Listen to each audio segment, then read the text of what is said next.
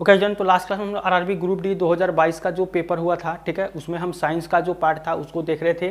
तो हमारा set 7 final हो चुका था, ये हमारा सेट 8 आज होगा, ठीक है। इस डेट में सेकेंड शिफ्ट का जो क्वेश्चन जो पेपर जो हुआ था उसको यहाँ पे हम एनालिसिस करेंगे। देखिए तो यहाँ पे क्या है, देखिए फर्स्ट क्वेश्चन आपको यहाँ पूछा गया है कि डीसी मोटर के लिए इनमें से कौन सा कथन सत्य है, ठीक है। डीसी मोटर, तो डीसी मोटर क्या करता है, विद्युत ऊर्जा को यांत्रिक ऊर्जा में ये आपको बदलता है। विद्युत ऊर्जा को यहाँ पे यांत्रिक ऊर्जा में ये आपका बदलता है, ठीक है, इसको याद रखिएगा, विद्युत ऊर्जा को यांत्रिक ऊर्जा में।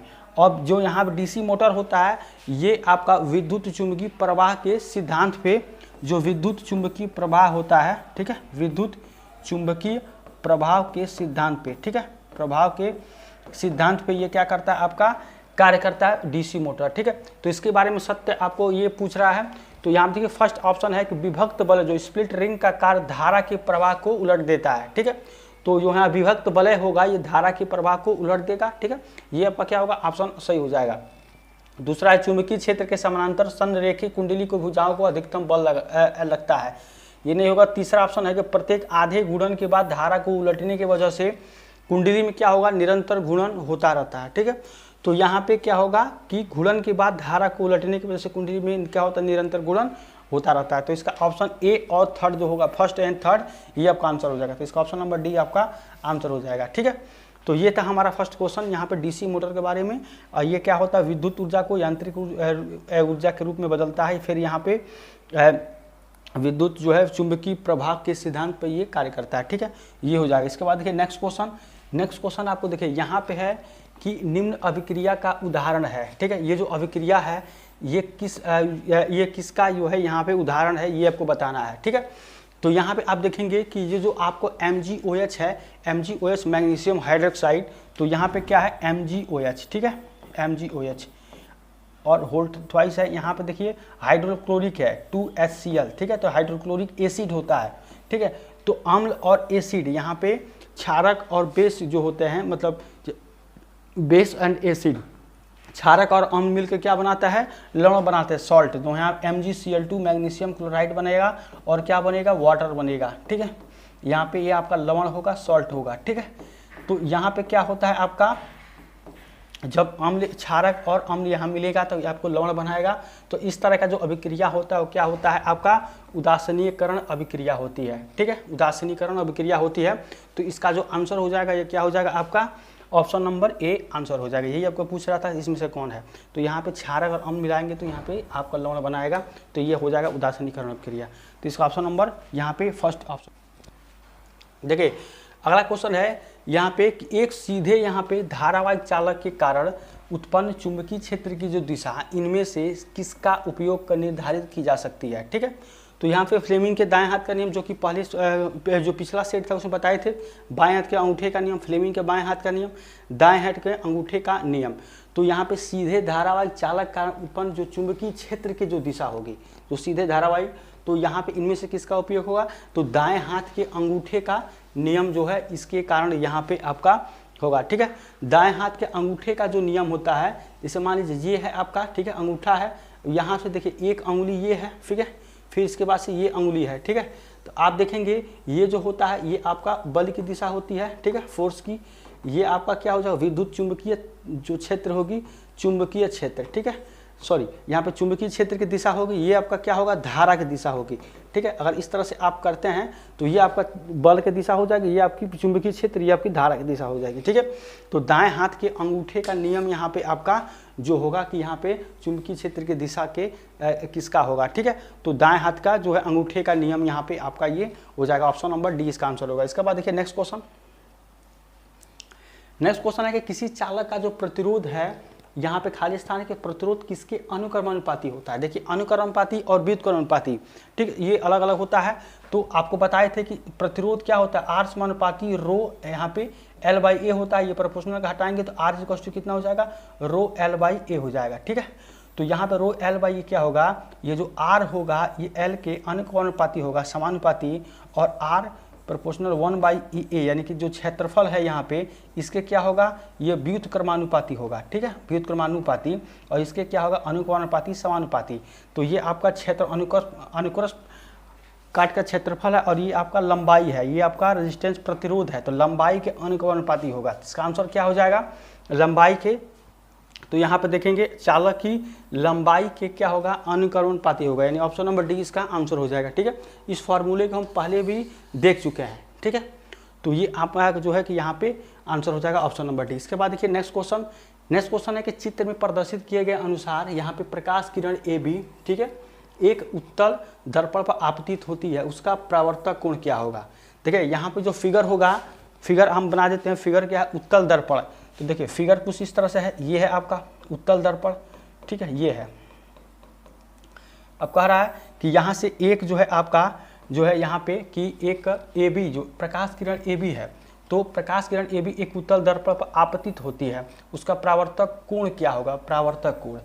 तो इस तरह से आपका जो है ए बी, ये बी होगा, यहाँ से ए है, ठीक है, ये आपका इस तरह से आपका जो है आ रहा है और यहाँ पे वक्रता केंद्र सी पर इस तरह से होगा। ठीक है, यहाँ पे फोकस है। तो देखिए यहाँ पे क्या होगा, कह रहा है कि उत्तल दर्पण, यहाँ पे क्या है आपका उत्तल दर्पण। तो अगर उत्तल दर्पण हो उत्तल या अवतल दर्पण, उत्तल दर्पण या अवतल दर्पण, उस पर कोई भी प्रकाश किरण जब पड़ती है, ठीक है, तो यहाँ पे जब उसके वक्रता त्रिज्या के होते हुए जब प्रकाश किरण जाएगी तो क्या करती है, जो वो प्रकाश किरण आती है जिस रास्ते से आती है उसी रास्ते से वो वापस हो जाती है, तो वहाँ पे एंगल क्या बनेगा, 0 डिग्री एंगल बनेगा। ठीक है, तो इस तरह से ये भी जो आपका है कि वो यहाँ उत्तल दर्पण यह बोल रहा है, तो वक्रता केंद्र से होकर जाएगा तो एंगल क्या बनेगा, 0, यानी कि ऑप्शन नंबर क्या हो जाएगा, डी इसका आंसर हो जाएगा। यहाँ पे 0 डिग्री इसका जो है आपका आंसर हो जाएगा। ठीक है, तो ये था हमारा क्वेश्चन। इसके बाद देखिए नेक्स्ट क्वेश्चन कितनी होगी। ठीक है, तो इस संयोजन की फोकस दूरी ये आपको बताना है। फोकस दूरी यहाँ पे क्या होता है, P = 1/f होगा। ठीक है, तो यहाँ पे क्या होगा, P = 1/f होगा, तो F = कितना हो जाएगा, 1/p। ठीक है, 1/p होगा ये आपका। तो फोकस दूरी ये होता है आपका फोकस दूरी। फोकस दूरी ये आपका जो है क्षमता होता है, जो पावर होता है। ठीक है, डायोप्टर में होता है क्षमता, ये आपकी फोकस दूरी होती है। ठीक है, तो यही आपको पूछ रहा है कि फोकस दूरी कितनी होगी। तो यहाँ पे सबसे पहले आप क्या करेंगे कि देखेंगे यहाँ पे 5 उत्तल लेंस है और 3 यहाँ पे जो है आपका डायोप्टर का अवतल लेंस है। तो कुल यहाँ पे जो क्षमता हो जाएगी, कुल क्षमता, ठीक है, कुल क्षमता कितनी हो जाएगी, यहाँ पे आपको जो है यहाँ पे आपका क्या है 5 डायोप्टर उत्तल लेंस, तो उत्तल लेंस के लिए क्या हो जाएगा आपका 5D हो जाएगा, मतलब ये आपका प्लस में आएगा, प्लस का 5 हो जाएगा। ठीक है, और उत्तल लेंस का है तो उत्तल लेंस के लिए क्या हो जाएगा -3D है यहाँ पर आ जाएगा। यानी कुल क्षमता के अगर P की बात करें, ठीक है, P यहाँ पे टोटल, ठीक है, तो कितना आ जाएगा आपका यहाँ पे 2 डायोप्टर। ठीक है, ये आपका आ जाएगा +2 डायोप्टर यहाँ पर आ जाएगा। अब यहाँ पे F आपको F बताना है, तो जब F निकालेंगे तो क्या करेंगे, यहाँ पे F निकालेंगे तो देखिए यहाँ पे आपका क्या करेंगे, यहाँ पे पहले से ही क्या करेंगे सेंटीमीटर में ले लेंगे, तो ऊपर क्या हो जाएगा 1 है यहाँ पे, तो ये हो जाएगा 100 सेंटीमीटर। ठीक है, ये 100 सेंटीमीटर और ये है आपका 2, ठीक है, प्लस का 2, तो इसका कैंसिल करेंगे कितना आ जाएगा, प्लस का 15 यहाँ पे आपको सेंटीमीटर में ये आपका आ जाएगा, क्योंकि सेंटीमीटर में यहाँ आपका आंसर में दिया गया सेंटीमीटर में, तो यहाँ पे आप सेंटीमीटर में ही इसको यहाँ पे करेंगे तो कितना आ जाएगा, प्लस का 50 सेंटीमीटर, यानी कितना है आपका ऑप्शन नंबर बी यहाँ पे आंसर हो जाएगा। ठीक है, यहाँ पे आंसर बी। बस आपको इस क्वेश्चन में ये था कि जो आपका यहाँ पे जो क्षमता दिया गया है, तो यहाँ पे देखिए उत्तल लेंस है तो इसके लिए प्लस होगा, यहाँ पे अवतल लेंस है, ठीक है, तो इसके लिए क्या होगा आपका माइनस होगा। तो दोनों जब ऐड करेंगे क्षमता को तो प्लस और माइनस, जो कि यहाँ पे देखिए +5D और यहाँ -5D, ये आपका क्या निकल के आएगा +2D, मतलब 2 डायोप्टर यहाँ पे निकल के आएगा। ठीक है, और यहाँ पे ये आपका सेंटीमीटर में है तो फिर सेंटीमीटर/2 करेंगे तो 50 यहाँ पे सेंटीमीटर में आंसर आ जाएगा। इसका ऑप्शन नंबर बी होगा। देखिए इसके बाद नेक्स्ट क्वेश्चन, देखिए नेक्स्ट क्वेश्चन आपको यहाँ पूछा गया है कि प्रोपीन यौगिक समजाति श्रेणी का, ठीक है, प्रोपीन यौगिक समजाति श्रेणी का अगला चौथा सदस्य कौन सा होगा। देखिए ये क्वेश्चन थोड़ा सा यहाँ पे आपको अलग होगा, ठीक है, लेकिन क्वेश्चन बहुत ज़्यादा वो नहीं है। अगर आप केमिस्ट्री का थोड़ा सा भी अगर यहाँ पे जानते होंगे ऑर्गेनिक केमिस्ट्री, तो आपको यहाँ पे आसानी से लग जाएगा। ठीक है, तो यहाँ पे है कि प्रोपीन यौगिक की समजाति श्रेणी का अगला चौथा सदस्य पूछ रहा है। तो सबसे पहले प्रोपीन को किससे होता है, कार्बन जो 3 नंबर का होता है उसको प्रोपीन दिखाते हैं। जो प्रोपीन है ये आपका क्या है, एल्कीन जो है एल्कीन ग्रुप का है। ठीक है, एल्कीन, तो एल्कीन का जो आपका फार्मूला होता है वो क्या होता है, CnH2n। ठीक है, CnH2n ये होता है आपका एल्कीन का। ठीक है, इसके बारे में आपको पता होगा, यहाँ से आप इस तरह से कर लीजिए थोड़ा सा कि CnH2n। ठीक है, ये है, ये एल्कीन है। इसके बाद है एल्केन, ठीक है। तो एल्केन का जो फार्मूला होता है ये आपका क्या होता है, CnH2n+2, 2n+2। ये एल्केन, एक होता है एल्काइन, ठीक है, एल्काइन होता है। एल्काइन क्या होता है, CnH2n-2, ठीक है, ये है। तो होता है आपका 3 एल्केन, एल्कीन, एल्काइन। तो ये आपका एल्कीन ग्रुप का है, ठीक है, प्रोपीन जो होगा। तो इसके लिए अगर आप प्रोपीन कार्बन मतलब यहाँ पे 3 नंबर जब आप रखेंगे, ठीक है, जो कार्बन होगा ये आपका क्या रखेंगे, 3 नंबर रखेंगे। तो यहाँ पर रखेंगे C3, ठीक है। तो जब कार्बन n बराबर 3 रखेंगे तो यहाँ पे कितना हो जाएगा, अगर हम इस तरह से लिखें, देखिए यहाँ पे इस तरह से करेंगे हम कि आपका जो है प्रोपीन की बात करें, प्रोपीन, ठीक है। तो प्रोपीन जब करेंगे तो क्या ना, C अगर कार्बन 3 होगा, ठीक है, जब कार्बन 3 रहता है n बराबर 3 रखेंगे तो आपका प्रोपीन होगा, जब 4 रखेंगे तो ब्यूटीन होगा, ठीक है, पेंटीन होगा। तो यहाँ पे क्या करेंगे, आपका C3 और यहाँ पे H2n है, यानी कि 2 × 3 करेंगे, n बराबर 3 रखेंगे तो ये होता है C3H6 हो जाएगा, ठीक है, C3H6। तो ये आपका प्रोपीन होगा। अब बोल रहा है प्रोपीन यौगिक के समजातीय श्रेणी का अगला चौथा। तो पहले जब चौथा नंबर है तो यहाँ पे क्या होगा, आपका यहाँ हो जाएगा प्रोपीन, ठीक है, प्रोपीन होगा। उसके बाद से होगा ब्यूटीन, ठीक है, ब्यूटीन। उसके बाद से क्या होगा, पेंटीन, ठीक है, पेंटीन, हेक्सीन, ठीक है, हेक्सीन, हेप्टीन, ठीक है, हेप्टीन, ये होगा। तो यहाँ पे आपको ये है कि आपको ये करना है कि देखिए यहाँ पे प्रोपीन के लिए तो आप निकाल के यहाँ पे लेके चले आए C3H6, यानी कि C3H6 ये होगा आपका। अब आपको ब्यूटीन निकालना है, तो ब्यूटीन के लिए क्या करेंगे, यहाँ पे कार्बन 4 रखेंगे, तो CN जब यहाँ करेंगे, यहाँ 4 रखेंगे तो ये C4 हो जाएगा, यहाँ पे 4 रखेंगे तो 8 हो जाएगा, C4H8। तो ये आपका आ जाएगा ब्यूटीन के लिए C4H8, ठीक है। इसी तरह से पेंटीन रखेंगे तो C5H10, ठीक है, और हेक्सीन C6H12, और हेप्टीन रखेंगे तो C7H यहाँ पे क्या हो जाएगा, 14 हो जाएगा, ठीक है। ऐसे आता है ऑक्टेन, ऑक्टीन, ठीक है, ऑक्टीन हो जाएगा। तो ऑक्टीन के लिए क्या करेंगे, C8, ठीक है, H यहाँ पे क्या हो जाएगा, 16 हो जाएगा। लेकिन आपको जो पूछ रहा है, ये पूछ रहा है कि समजाति का अगला चौथा, यानी इससे क्या होगा, 1 नंबर, 2 नंबर, 3 नंबर, 4 नंबर, यानी चौथा यहाँ पे सदस्य पूछ रहा है, ये पूछ रहा था चौथा सदस्य, यानी कि C7H40 हो जाएगा। तो यहाँ पे देखेंगे ये ऑप्शन है, ऑप्शन नंबर C आपका C7H14, ये आपका आंसर निकल के आएगा, ठीक है। तो थोड़ा सा ऑर्गेनिक केमिस्ट्री से रिलेटेड ये था, बहुत ज़्यादा टफ नहीं था, ठीक है। बेसिक जो होता है ऑर्गेनिक केमिस्ट्री में, ठीक है, वहाँ से क्वेश्चन आपको पूछा गया था, लेकिन थोड़ा सा घुमा के, लेकिन क्वेश्चन बहुत अच्छा था। आप देखेंगे यहाँ पे कि एल्किन समूह का ये आपका जो था प्रोपीन होता है, इसका इस फॉर्मूले पर लगाएंगे CnH2n पे, तो प्रोपीन, ब्यूटीन, पेंटीन, हेक्सीन, हेप्टीन, ये आपका चौथा यहाँ पे सदस्य होगा C7H14, ठीक है। तो ये हमारा जो है क्वेश्चन था, इसका आंसर हो जाएगा ये C7H14। इसके बाद देखिए नेक्स्ट क्वेश्चन, देखिए नेक्स्ट क्वेश्चन आपको यहाँ पूछा गया है कि कार्बन C4+ आयन बनाने में असमर्थ क्यों होता है, ठीक है। C4+ आयन बनाने में यहाँ पे असमर्थ क्या होता है, ठीक है। कार्बन का जो इलेक्ट्रॉनिक विन्यास होता है, कार्बन का एटॉमिक नंबर कितना होता है, 6, ठीक है। इसका इलेक्ट्रॉनिक विन्यास करेंगे तो क्या होगा, 1s2, 2s2, ठीक है, और 2p यहाँ पे 2, ये होगा, क्योंकि 2, 4 और 6 ये हो जाएगा। अब देखिए इसके जो यहाँ पे होगा 2 और 4 होगा, ठीक है, यहाँ पे 4 होता है, ठीक है, 4 और चाहिए इसके लिए, लेकिन 4+ मतलब यहाँ पे 4 जो है आपका यहाँ पे ये जो है यहाँ पे जो इलेक्ट्रॉन होंगे वो निकल जाएंगे। इसके लिए क्या होगा, ज़्यादा आपको एनर्जी की आवश्यकता पड़ेगी। यहाँ पे 4 तो पहले है, लेकिन 4 इसमें से और चाहिए इसको बॉन्ड बनाने के लिए, लेकिन 4+ वहाँ पे है, यानी क्या होगा, वहाँ से उसको एनर्जी जो है इलेक्ट्रॉन हटाने के लिए, उसको निकालने के लिए ज़्यादा एनर्जी की आवश्यकता पड़ती है, ठीक है। तो इसलिए क्या होता है आपका यहाँ पे जो है आयन बनाने में असमर्थ ये होता है, ठीक है। तो इसका जो आपको आंसर देखेंगे, क्योंकि क्या होता है, इसके निर्माण के लिए अधिक मात्रा में ऊर्जा की यहाँ पे आवश्यकता होती है, ठीक है, इसके निर्माण में अधिक ऊर्जा की आवश्यकता होती है, इसलिए C4+ आयन बनाने में ये असमर्थ होता है। इसका ऑप्शन नंबर C जो है आंसर हो जाएगा, ठीक है। तो इस तरह से ये क्वेश्चन था। इसके बाद देखिए नेक्स्ट क्वेश्चन आपको यहाँ पूछा गया है, ये है कि किसी दिए गए गोली दर्पण की वक्रता त्रिज्या कितनी है, -20 सेंटीमीटर, यानी कि जो R की वैल्यू है ये -20 सेंटीमीटर दिया गया है, ठीक है, ये आपका वक्रता त्रिज्या है। अब दर्पण की फोकस दूरी कह रहा है कि दर्पण की फोकस दूरी ज्ञात करिए। तो फोकस दूरी क्या होता है, ये होता है फोकस दूरी, ये आपका क्या होता है, वक्रता त्रिज्या बाई 2 होता है, ठीक है, वक्रता त्रिज्या बाई 2, ठीक है, वक्रता त्रिज्या बाई 2 ये होता है।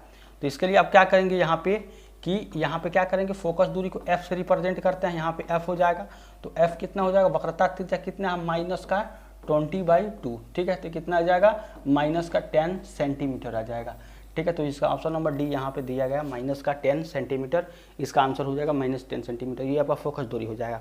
तो कुछ नहीं था, फोकस दूरी का फार्मूला वक्रता त्रिज्या बाई 2 होता है, ठीक है, इसके स्थान पर आप लगा लीजिए। इसके बाद देखिए नेक्स्ट क्वेश्चन, देखिए नेक्स्ट क्वेश्चन आपको यहाँ पूछा गया है कि नीचे दिए गए कथनों पर विचार कीजिए और सही उत्तर का चयन कीजिए, ठीक है। यहाँ पे जो कथन दिया गया है और इससे सही उत्तर जो है कथन पर यहाँ पर आपको आंसर देना है। तो देखिए जो यहाँ पर फर्स्ट आपको ये बोल रहा है कि फर्स्ट में ये है कि गर्म करने पर जो कापर होता है, तांबा होता है, पाउडर की सतह पर कापर ऑक्साइड की काले रंग की यहाँ पे जो है परत चढ़ जाती है, ठीक है।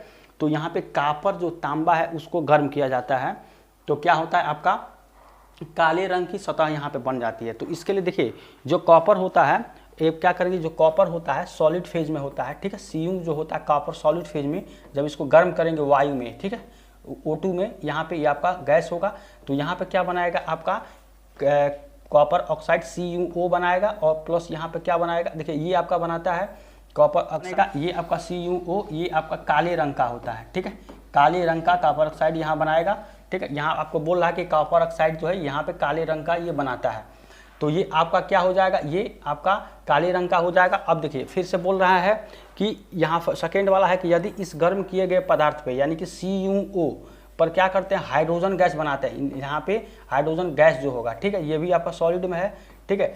अब यहाँ पे ये करते हैं तो क्या होता है, तो सतह पर मौजूदा काली परत भूरी हो जाती है, ठीक है।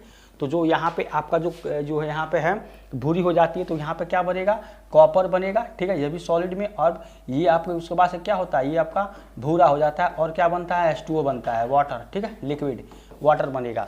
तो ये आपका क्या होगा, फर्स्ट एंड सेकेंड दोनों क्या होता है आपका सही हो जाता है, और ये आपका रिएक्शन होता है, ठीक है। तो यहाँ पे क्या हो जाएगा, दोनों कथन सत्य हैं, ऑप्शन नंबर बी इसका आंसर हो जाएगा, दोनों कथन क्या होगा आपका सत्य हो जाएगा, दोनों कथन सत्य है, ठीक है।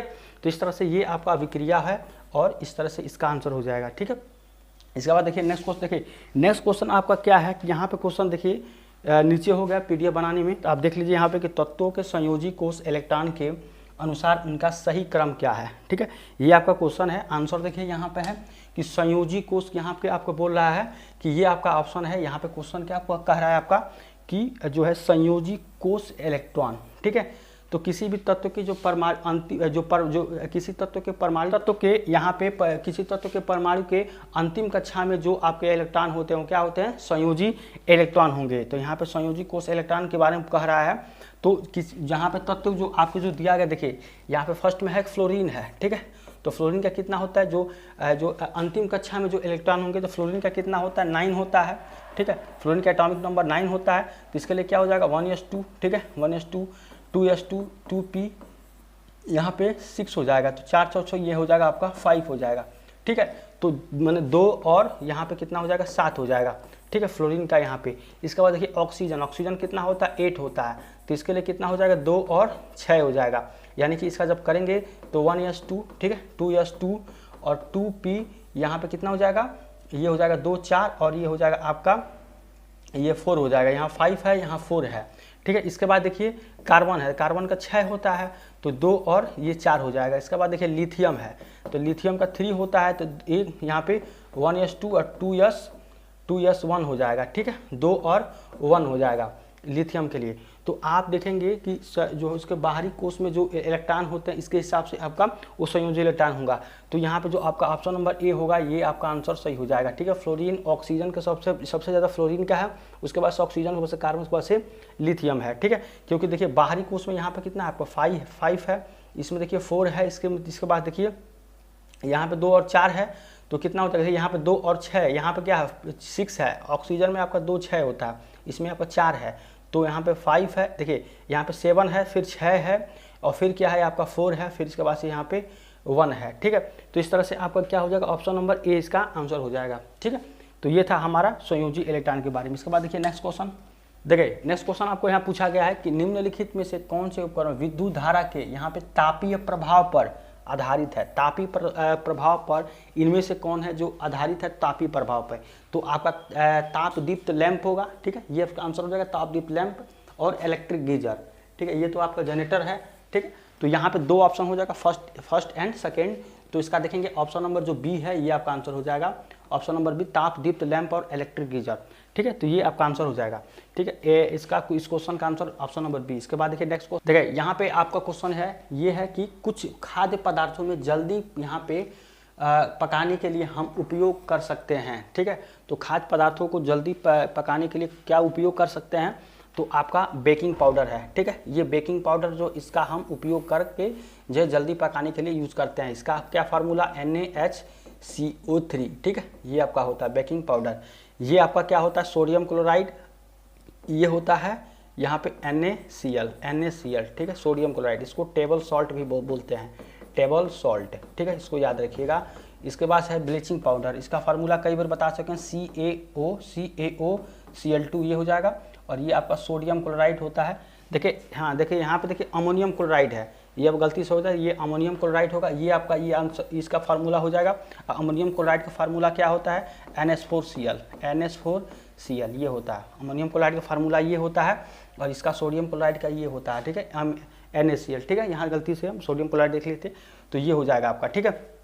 तो ये था हमारा क्वेश्चन, इसका क्या हो जाएगा कि बेकिंग पाउडर NaCO3 हो जाएगा। इसके बाद देखिए नेक्स्ट क्वेश्चन, देखिए नेक्स्ट क्वेश्चन आपको यहाँ पूछा गया है कि निम्नलिखित में से किस खाद्य पदार्थ में आयरन प्रचुर मात्रा में यहाँ पे पाया जाता है, ठीक है। तो जो आयरन होता है इसके बारे में कि चावल, मक्खन, गुड़ और दूध में, तो सबसे ज़्यादा जो आयरन होगा ये आपका गुड़ में पाया जाता है, ठीक है।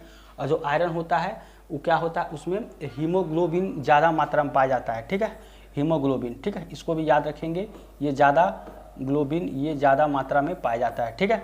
तो ये आपका हो जाएगा आंसर कि प्रचुर मात्रा में आयरन आपका गुड़ में पाया जाता है, इसका ऑप्शन नंबर सी हो जाएगा। तो अगला क्वेश्चन ये पूछ रहा है कि निम्न में से कौन सा तत्व जो है अधिकतम संयोजी इलेक्ट्रॉन को दर्शाता है, ठीक है। अभी देखिए संयोजी इलेक्ट्रॉन क्या होता है, तो सबसे ज़्यादा आप देखेंगे तो संयोजी इलेक्ट्रॉन सबसे किसका दर्शाता है, तो देखिए सबसे पहले आपको नाइट्रोजन का है, ठीक है। तो नाइट्रोजन का जो है आपका जो एटॉमिक नंबर कितना होता है, 7 होता है, ठीक है। तो इसका जब इलेक्ट्रॉनिक कॉन्फ़िगरेशन करेंगे तो क्या होगा आपका, ये होगा 1s2, ठीक है, 1s2, 2s2 और 2p, यहाँ पे ये 4 और कितना हो जाएगा, ये 7 होता है, तो ये कितना हो जाएगा 3 हो जाएगा, यानी कि आपका क्या आ जाएगा 2 और 5 आएगा, ठीक है, ये नाइट्रोजन का है। इसी तरह से आप देखेंगे कि एल्युमिनियम का है, यहाँ पे एल्युमिनियम का, तो एल्युमिनियम का कितना होता है, ये होता है 13 होता है। तो इसका जब करेंगे तो ये हो जाएगा 1s2, 2s2, ठीक है, 1s2, 2s2, 2p, यहाँ पे 6, ठीक है, और यहाँ पे 2, 4 और 6, 10, 2p6, 1s2, 2s2, 2p6, 3s2, ठीक है, 3s2 और 3p1, यानी कितना हो जाएगा यहाँ पे, ये हो जाएगा 2, फिर यहाँ पे 8, फिर से 3, ठीक है, ये आपका बनेगा। तो लास्ट में कितना आ रहा है आपका, यहाँ पे 3 आ जाएगा, ठीक है। तो यहाँ पे आप देखेंगे ये एल्युमिनियम का था, इसी तरह से आप जब करेंगे इसका, तो इसका 9 होता है, तो ये कितना आ जाएगा 2 और 7 हो जाएगा, ठीक है, यहाँ पे आपका 7 आएगा, तो यहाँ पे ये आपका 1 आएगा, 1s1 ही होगा, इसका आपका 7 आएगा। यहाँ पे 1s2, 2s2 करेंगे तो सबसे ज़्यादा जो यहाँ पे संयोजी आपका जो अधिकतम संयोजी इलेक्ट्रॉन होगा किसका होगा, फ्लोरीन का आएगा यहाँ पे, ठीक है, फ्लोरीन का क्योंकि 7 आ रहा है, यहाँ पे 3, यहाँ 5 है, तो सबसे ज़्यादा क्या होगा आपका फ्लोरीन का हो जाएगा, ठीक है। और ये हैलोजन फैमिली का तत्व होता है, जो फ्लोरीन होता है ये हैलोजन फैमिली का तत्व होता है, इसको बारे आपको पता है, हैलोजन फैमिली, ठीक है, इस तरह से इसके बारे में आपको पता होगा, ठीक है। और पी ब्लॉक का एलिमेंट होता है, पी ब्लॉक, ठीक है, पी ब्लॉक का एलिमेंट होता है, इसके बारे में आपको पता होगा, ठीक है। तो ये था हमारा आज का क्लास। अगर आपको आज का क्लास अच्छा लगा तो चैनल को सब्सक्राइब, लाइक, शेयर करिए, ठीक है। और इसका जो नेक्स्ट जो आपका सेट है वो अगले क्लास में देखेंगे, तब तक थैंक यू सो मच।